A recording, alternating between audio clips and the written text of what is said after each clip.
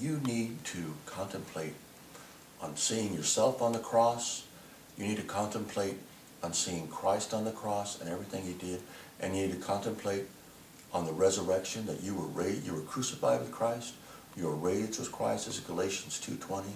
You need to study that out. You need to believe it. That it's no longer you that live, but Christ that lives through you. Yet you live. And you live by the faith of the Son of God. As Christ had faith. He prayed all night long, and that's how he heard the Father, what he wanted him to do. He saw and heard what the Father wanted to do. That's how he walked over all those people at the pool of Bethesda and prayed for one guy. Those other people needed healing too, but the Father said only go there. That's how he fed the 5,000. That's how he heard and saw the Father doing it. And we can do that too, because we're his body. We get downloads from the head, and then we go do what we're supposed to do. This is not a you going to school and learning the Greek and the Hebrew and then thinking you're all cool because you can say hallelujah in 3 different languages, because it's the same word in all those languages. You know, it's like, anyway, this is an old hymn. I don't even know how old it is. And I'm going to a cappella it.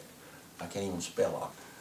Were you there when they crucified my Lord? And were you there when they crucified my Lord? Oh, sometimes it makes me want to shout, and then I cry, and then I tremble. Were you there when they crucified my Lord? And were you there when they laid him in the tomb? And were you there when they laid his precious body in the tomb? Whoa, sometimes it makes me want to shout, and then I cry, and then I tremble. Were you there when they laid him in the tomb?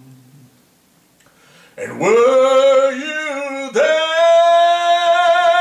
when he rose from the grave? And were you there when he rose from the grave? Whoa, sometimes it makes me want to shout, and then I cry, and then I tremble. But were you there when he rose from the grave?